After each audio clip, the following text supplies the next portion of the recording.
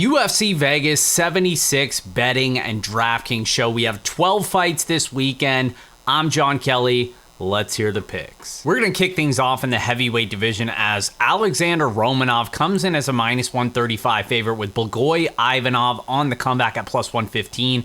And this is a matchup where we have, on one hand, Romanov looked very poor in his last fight against Alexander Volkov. Obviously, that was a much tougher matchup. Volkov has been a staple in this division, clearly a better fighter than Ivanov. But it's what we saw from Romanov that was so concerning. For starters, on the scales, going back to his last fight before that, he looked lean and mean on the scales. He was very intimidating. It looked like he had been cutting weight. He looked great, was in great shape. And then he comes back in the Volkov fight, and he looks like how he looked in his UFC debut. Much, much bigger, former sumo wrestler. He kind of looked like a sumo wrestler in that fight. And then he comes out and basically gasses after a couple weak takedown attempts and gets himself finished. So it was very, very poor showing. I think this one's going to be very important to keep an eye on the weigh-ins, and I don't say that often. I'm not a big weigh-ins guy, but I think with Alexander Romanov specifically, it's going to be very important to see what kind of shape he's in come Saturday.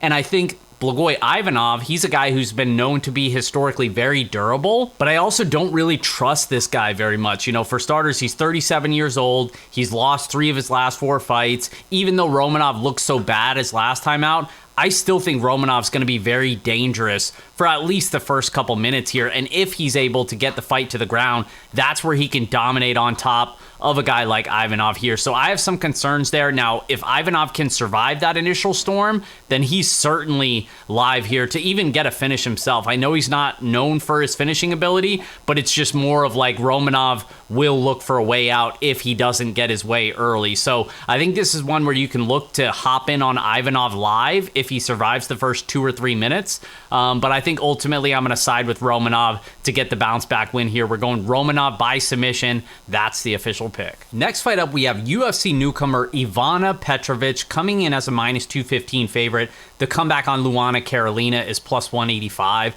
And this was actually, I don't even really want to say it, but this was the first bet I made this week. I'm on Luana Carolina on the money line at plus 186 for a unit. And reason being is I just think this is a big amount of respect for Petrovic here, coming in as a basically unproven prospect. She hasn't faced really anybody worth much on the regional scene. She's a 6-0 prospect. She's the former champion over in Aries Fight Club. And she seems to be, pretty well-rounded. She's definitely willing to slug it out on the feet, but her striking's nothing special. She is very hittable in striking exchanges as well, but when she's at her best is when she gets the fight to the ground. Her wrestling's not bad. She is capable of landing takedowns, pretty decent control in top position, and will hunt for submissions and big elbows when she's in top position. Now, that being said, she has also had some pretty sketchy moments, even in the grappling and on the feet in some of her regional fights. And I think a fighter like Luana Carolina, who I think is going to be the better striker, she's long, she's rangy, and we've seen at times she's not the easiest to take down. Yes, she's given up takedowns. She's around 70% defending takedowns in the UFC. She's been taken down multiple times, but there were also fights where she kind of impressed me in terms of her takedown defense. That Lupi Godinez fight comes to mind. Nobody was expecting her to stuff most of Lupi's takedowns and win the striking exchanges. And I can kind of see that happening here. If Petrovic is unable to get this fight to the ground, I think Carolina, at worst, is going to make this a very competitive striking match. So I'm going to lean with the dog here. I'm going Carolina by decision. That's the official pick. Next fight up, we have Guram Kutaladze, a minus 560 favorite, one of the bigger favorites on the card, with the comeback on Elvis Brenner at plus 430. And this is a matchup where I think it's pretty clear that Guram Kutaladze is going to have the striking advantage here. Brenner's primarily a grappler. Most of his wins have come by submission. He outperformed expectation, I'd say, in his UFC debut against Zubaira Tukhugov, but that was more so Tukhugov just kind of underperforming, and he's always had cardio issues, so he ended up winning a split decision there. I think this one, he's going to struggle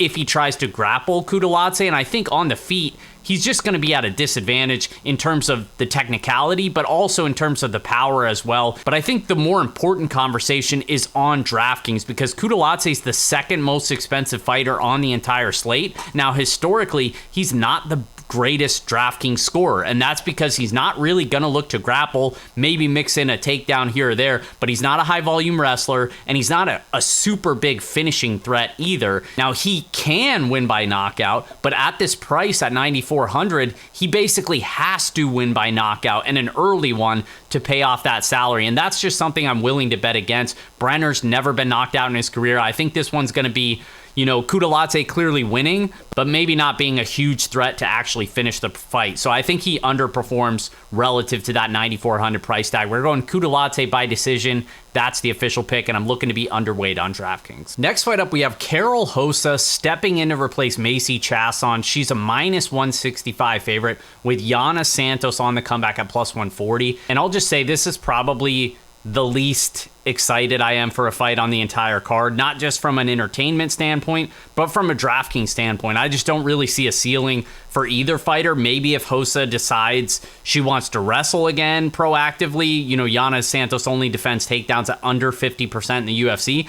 But at this point, I kind of think we can't really trust Karol Hosa, especially as a sizable favorite here, just because we've seen time and time again, when she first came into the UFC, she seemed like a very solid prospect, super high volume, can mix in the takedowns as well. And now kind of more recently, we've definitely seen some holes in her game. At times the volume hasn't really been there. She's kind of been shell-shocked a little bit.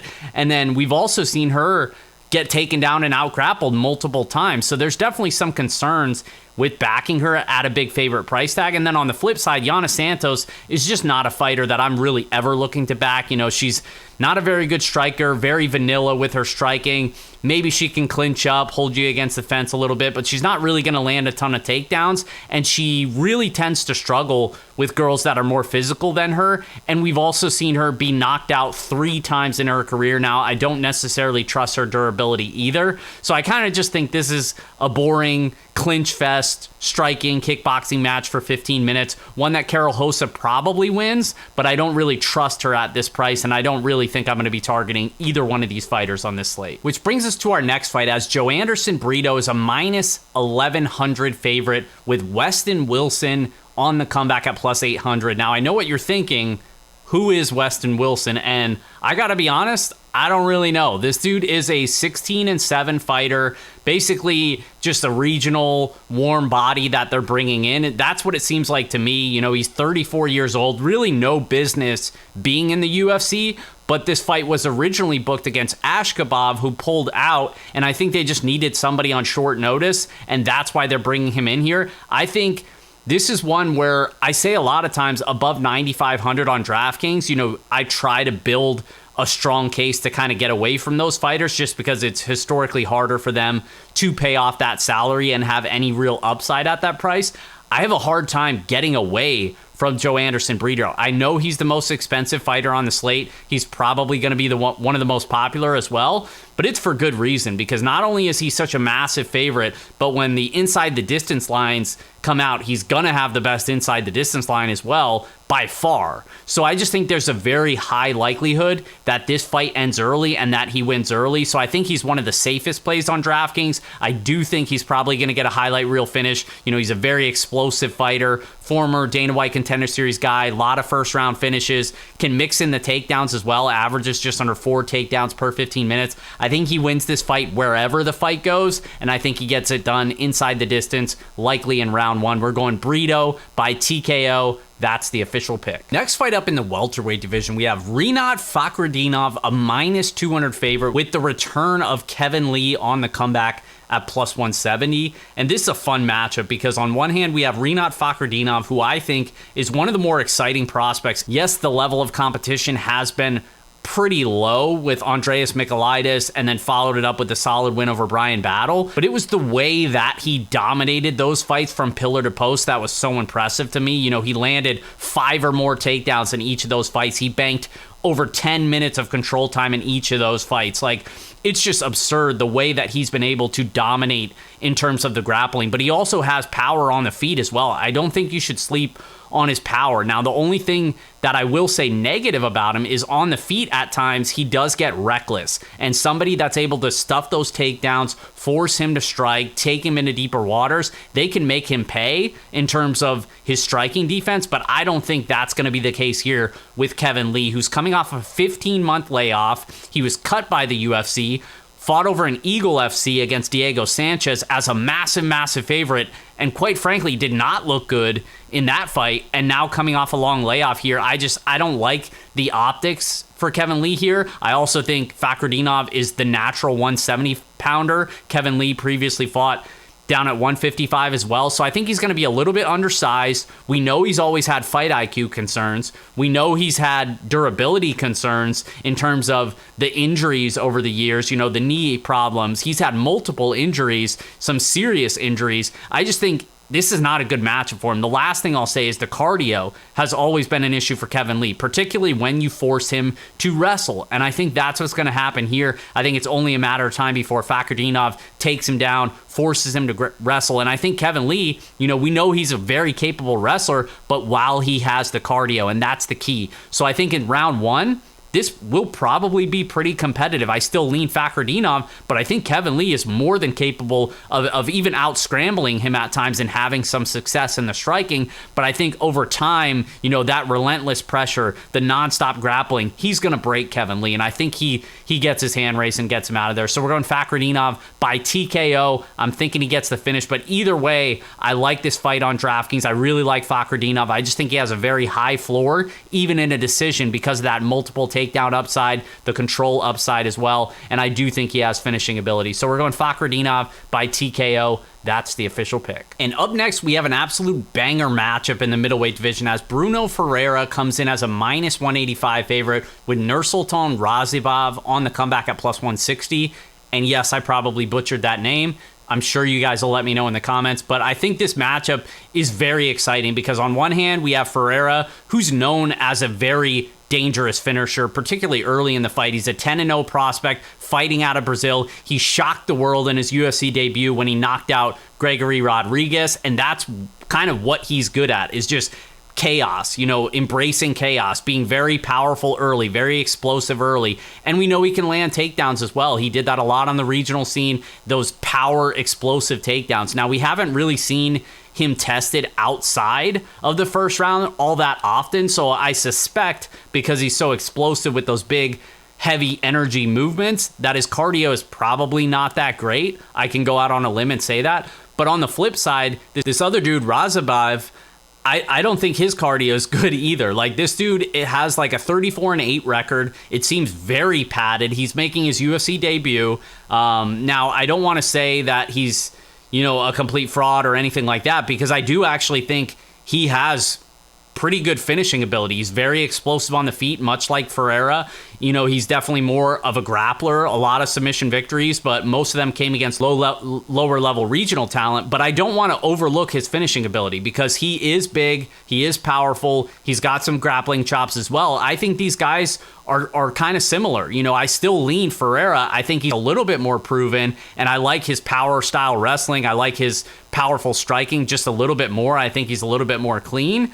But I don't favor him all that much. And I could see this one being a scenario where on DraftKings, it's early in the week now, so I can't really accurately project ownership. But if the sentiment is going to be Ferreira, gets steamed to 30% or higher, and then we have Rozibav, who's only like 18 to 22%, something like that, I'm definitely going to just embrace the underdog here and go overweight. Hopefully get overweight to both sides, because I do think the winner of this fight is going to score well. I'd be surprised if it makes it, past the 1.5 round mark, just because both of them historically are very, very powerful finishers, and I'd be surprised if this fight just gets extended. So it's going to be one that I'm going to have exposure to both sides. I lean Ferreira. I'll probably have more on DraftKings, but I'm definitely going to be overweight to the field on Rozibav, assuming the ownership kind of doesn't really reflect how close that I think this fight might actually be in terms of finishing ability. So we're going Ferreira by TKO. That's the official pick. Next up, we have Ismail Bonfim, the older Bonfim brother, as a big favorite here at -315. The comeback on Benoit Saint Denis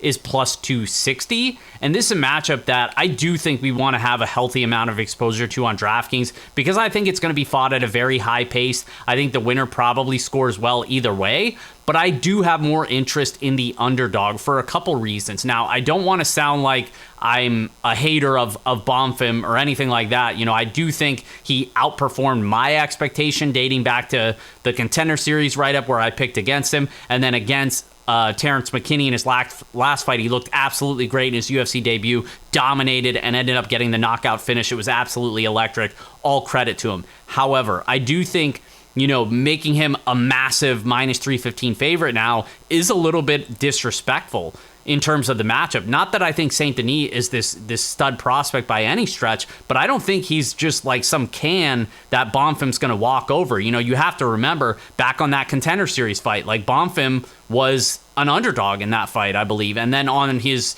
debut against McKinney, he was basically a pick'em. So yes, he outperformed in those spots, but now he deserves to be a -315 favorite against a guy who's a good grappler. You know, 8 of his 10 wins have come by submission. 5 of them have come inside the first round. Now, most of those have come against lower level competition, but Bonfim has had defensive grappling issues. You know, you have to go back quite a bit on the regional scene, and it seems like he has shored up a lot of those deficiencies. So credit to him. He is still improving, and he's a much better striker. I do expect him to have a clear speed advantage on the feet and to be the better striker, but I can't get to a -315 favorite here, even though I think Bonfim winning a striking-based decision is the most likely outcome.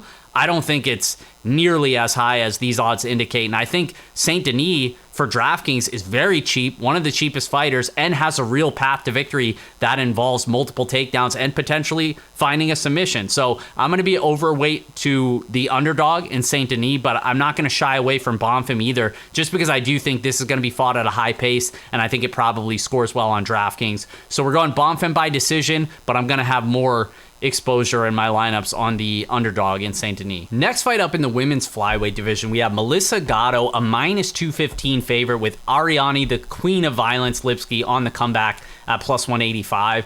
And I do think, I think the odds are about accurate here. Maybe a little bit too much respect on the Gatto side, but I do think it's close to accurate. And what I mean by that is I do think Gatto has basically all the grappling upside in this matchup. I expect her to be able to land takedowns here if she looks for them. I also think she has upside to potentially hurt Lipsky on the feet. You know, Lipsky is a good boxer. That's basically all she has is powerful boxing, particularly early in the fight. She's always had issues with being taken down. Even though it's improved lately, I believe she's at 73% now in the UFC. She still can be taken down. She's not the best grappler once you take her down, but on the feet, she is kind of a problem, especially for somebody that's not really a great striker in Melissa Gatto. The reason why I think she has upside to hurt her is because Lipsky has always had durability issues, and that's a real concern for somebody that doesn't really ever move their head off the center line. She eats way too many clean shots, and she's been knocked out 4 times in her career, so she has paid the price for that.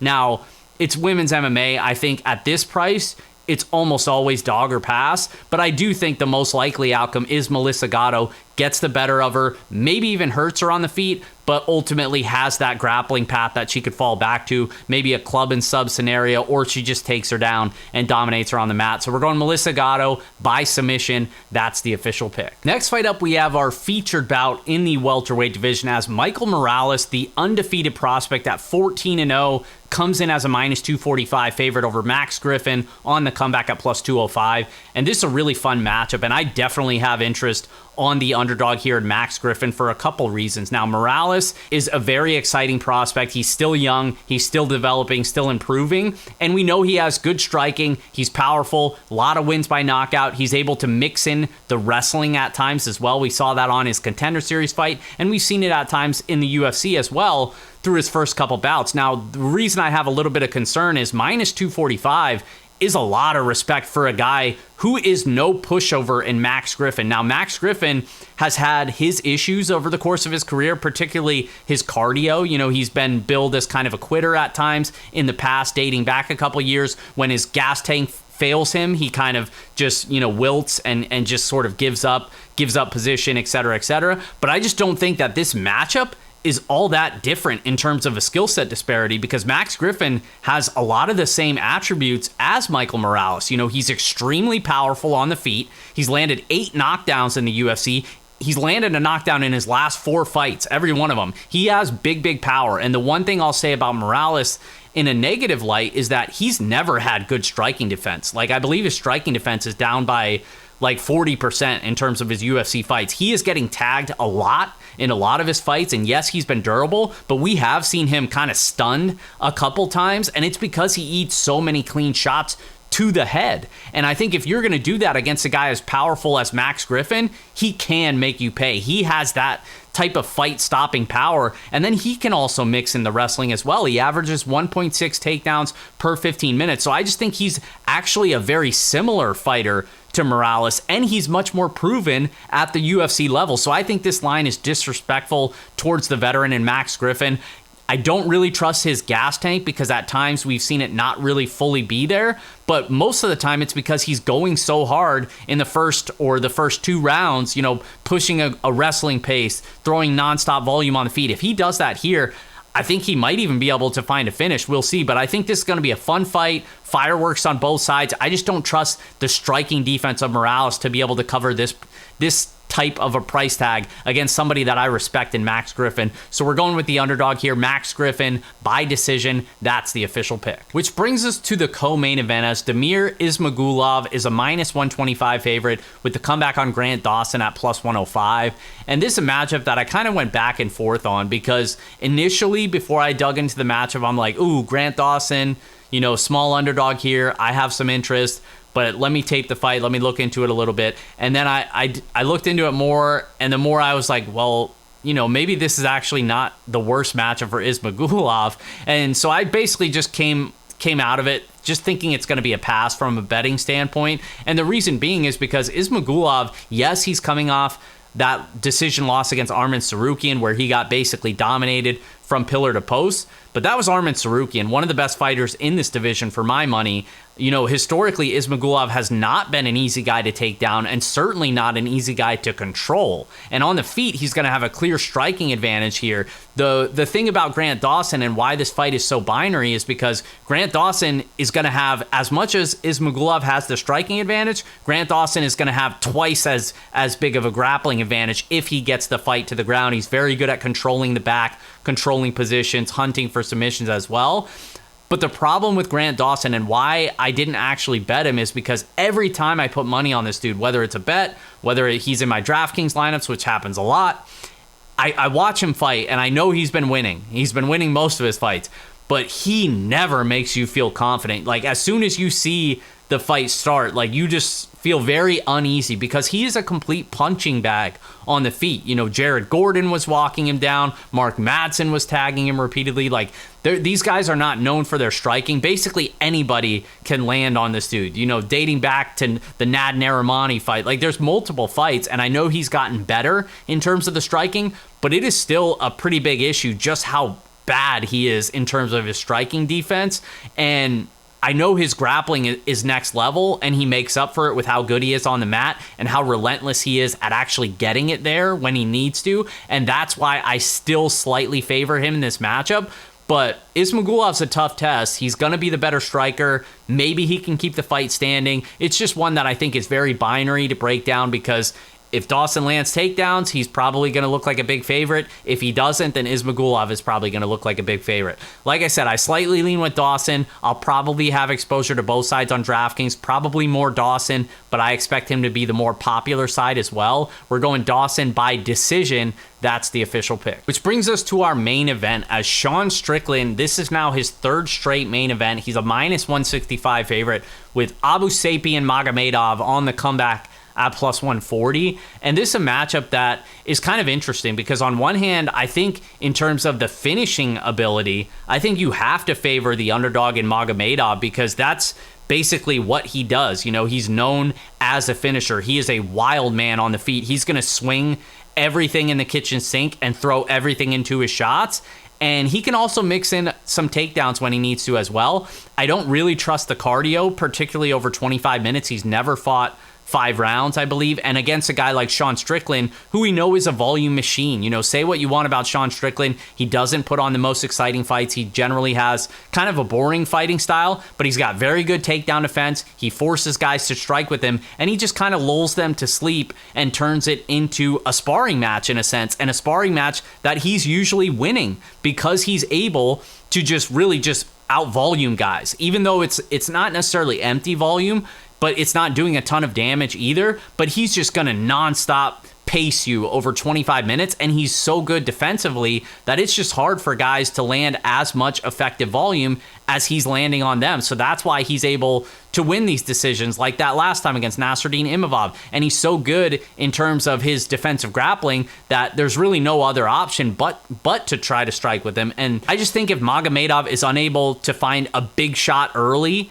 and get Strickland out of there, I think he's getting outpointed over 25 minutes. So we're going Strickland by decision. I'm going to have a little bit of exposure to both sides on DraftKings, but we're leaning with the favorite and Sean Strickland to get his hand raised. And as always, fightnumbers.com will have my DraftKings player rankings broken down by salary tier. It'll have ownership projections, couple other things as well. It's all completely free. I'll pin it in the comments. Thanks for watching, guys. Like the video and please subscribe. Best of luck this Saturday, and we'll catch you guys next time.